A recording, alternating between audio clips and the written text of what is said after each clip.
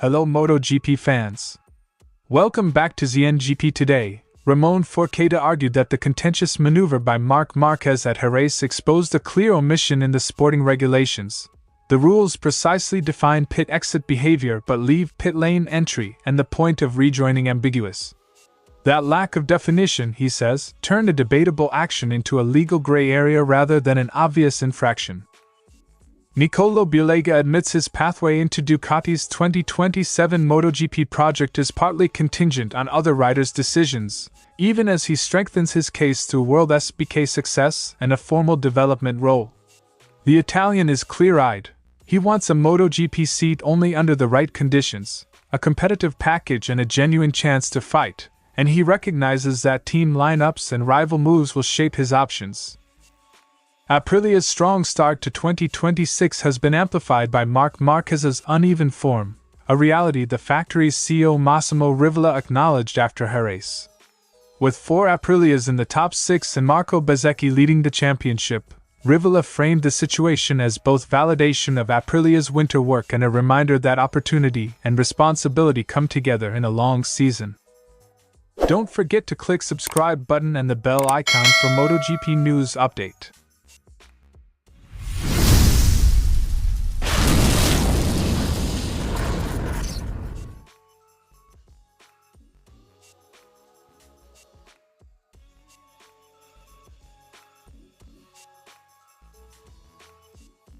Forcada's technical reading is simple.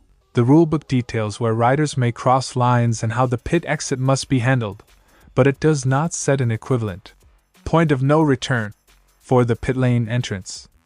Without that explicit limit, teams and stewards are left to interpret intent and context rather than apply a clear, written standard. The regulations fully explain the pit exit, but the pit lane entry is not specified. Ambiguities in procedural rules create inconsistent outcomes and fuel paddock disputes. Clarity removes debate. Forcada emphasized the technical distinction. Brief movements against the flow can occur off-track in normal incidents, and those are treated differently. The controversy at Jerez hinged on context, proximity to the pit entrance, and the decision to rejoin without completing a lap, which raised safety questions but did not neatly fit existing sanctions. The 1-meter roll against the flow of traffic is done off the track. Safety and legality are related but separate. An action can be dangerous without being explicitly illegal under current wording. To prevent future disputes, Forcada proposed a concise amendment. Once a motorcycle has passed the pit lane entrance, it cannot re-enter the track. The idea mirrors the clarity already applied to pit exits and would create an unambiguous no return line that stewards could enforce without lengthy interpretation. Once the motorcycle has passed the pit lane entrance, it can't re-enter. Simple, binary rules reduce controversy and speed up stewarding decisions. They also improve on-track safety by removing risky rejoin scenarios. Forcada contrasted Jerez with past situations where the rule was explicit and penalties immediate, notably Marc Márquez's disqualification in Australia 2013 for exceeding a tire lap limit. That case, he argued, shows how unambiguous wording produces decisive outcomes and avoids protracted debate. Marc changed the number 12 and that was a black flag, because it was something that was clearly stated. Precedents where rules are precise demonstrate the value of removing interpretive room from regulations. Forcada also used the episode to assess on-track form.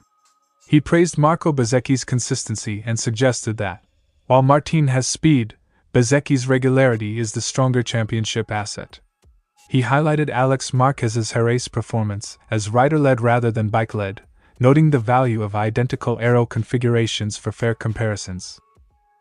Right now, Bezzecchi is more consistent, more focused than Martin. Regulatory clarity matters not only for fairness but for championship narratives. Disputed results can skew momentum and perception. Forcada's analysis frames Jerez as both a regulatory wake-up call and a sporting snapshot. The proposed fix, a defined point beyond which rejoining is forbidden, is technically simple and would likely prevent similar controversies. If adopted, it would speed stewarding, reduce legal wrangling, and prioritize safety.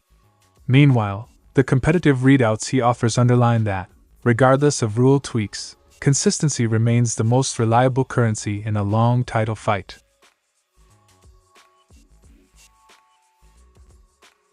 Bulega has been linked to a Ducati Moto GP seat after strong substitute appearances and his new role in developing the GP27.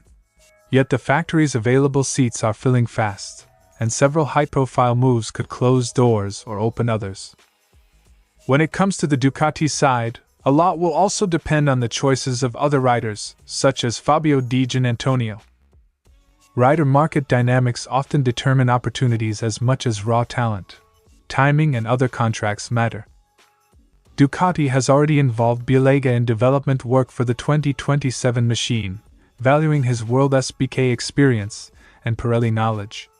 That technical contribution strengthens his case, offering a pathway into MotoGP that goes beyond race results.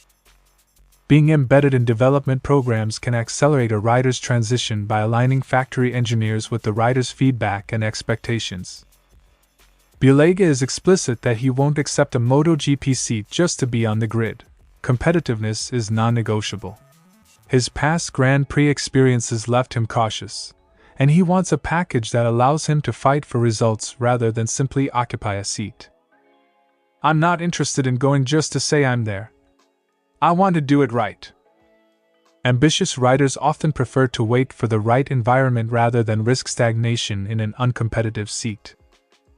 While Ducati is a clear target, Bulega acknowledges alternatives, staying in WorldSBK or exploring other team options.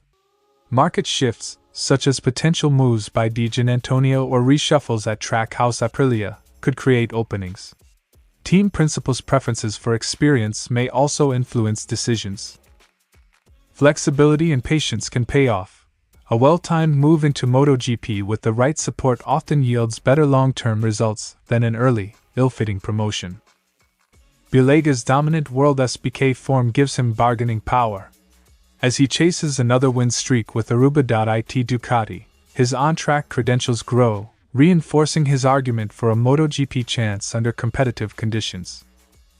Success in production-based series is a persuasive credential, especially when combined with technical development experience relevant to MotoGP. Nicolo Bulega's route to Ducati's MotoGP project is realistic but conditional. He needs the right seat, the right bike, and the right timing.